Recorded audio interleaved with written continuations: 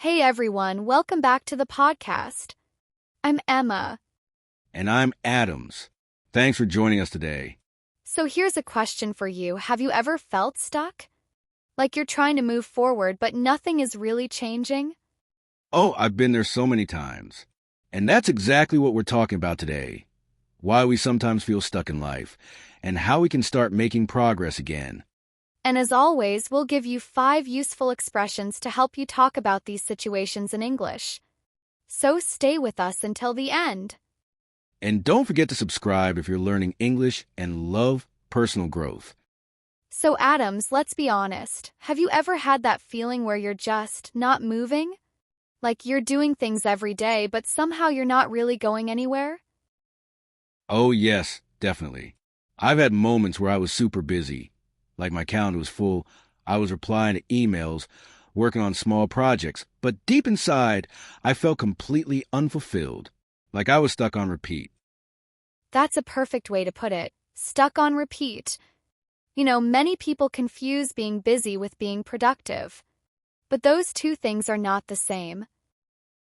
Exactly.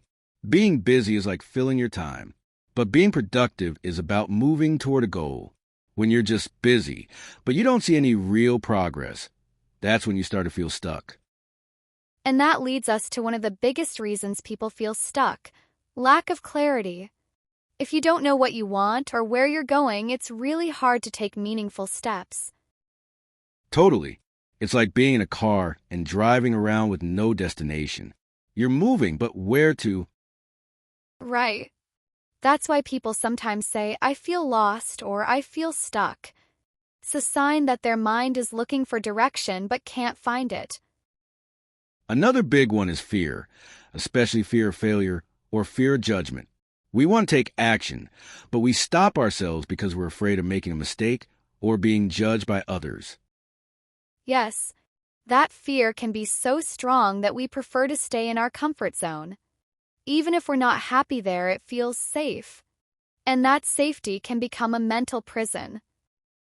I once wanted to start a blog, but I was terrified that people would think it was boring or that I wasn't good enough. I didn't post anything for months.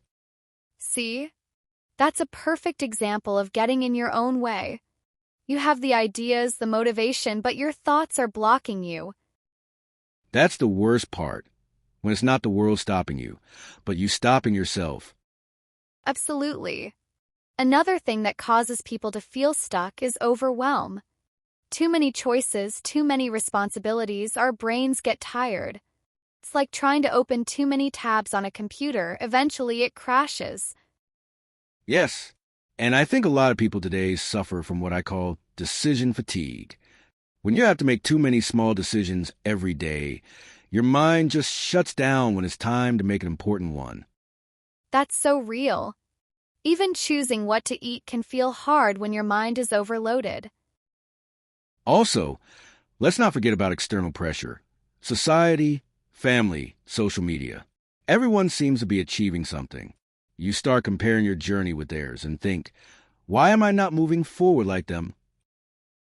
That's when you fall into the trap of thinking you're behind in life, even if you're doing your best. And that comparison steals your motivation. Exactly. So to recap, we feel stuck for many reasons. Lack of clarity, fear of failure or judgment, overthinking and overwhelm, internal self-doubt, external pressure and comparison. And the worst part is, when we feel stuck, we often do nothing, and that creates a loop.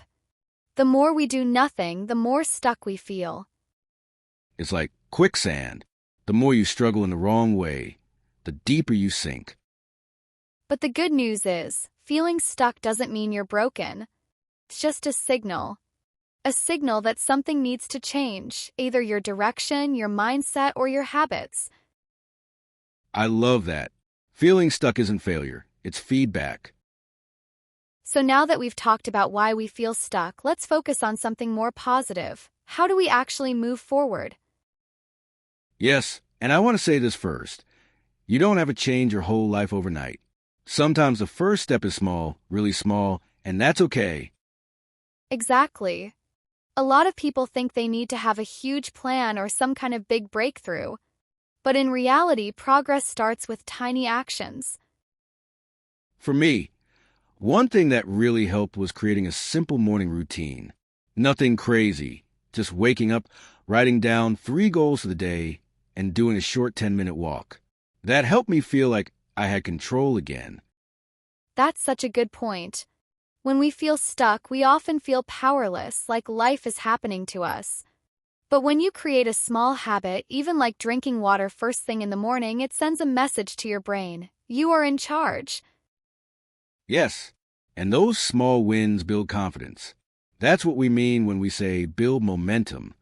You take a small step, feel good about it, and that gives you energy to take the next one. Another powerful tool is journaling. I know we've mentioned it before, but writing your thoughts down helps you gain clarity. You start to see patterns, what's making you feel tired, what's stressing you, and what you actually want. I love journaling too. At first, I thought it was a waste of time, but now I see it as mental decluttering. When my thoughts are on paper, they don't crowd my mind. And you don't have to write a novel. Just answer 3 questions. 1. What am I feeling today? 2. What's one thing I need right now? 3. What's one small action I can take? Here's another tip that worked for me: changing your environment. Sometimes we get stuck because we're always in the same space, same room, same desk, same routine. Just going to a new cafe or working from the library can make your brain feel refreshed. Yes. Or even cleaning your room or adding a new plant to your desk. Symbolic, it tells your brain we're making a shift. Also, move your body. Go for a walk, stretch, dance, even if you're not in the mood. Movement can help you reconnect with your motivation. And let's talk about distractions. They sneak in and steal your time. One thing I tried recently is something called a digital detox, just turning off my phone or deleting Instagram for a few days. That sounds hard, but powerful. What happened? The first day, I kept reaching for my phone out of habit. But by day 2, I had more space in my mind. I wasn't comparing myself to anyone. I could think clearly again. That's the thing. Distractions don't just waste time. They disconnect you from yourself. So taking a break helps you reconnect. And one last thing, talk to someone. Sometimes we try to figure everything out alone, and that makes it worse. But sharing how you feel with a friend, a coach, or even just writing it in a message to yourself, it can be a turning point.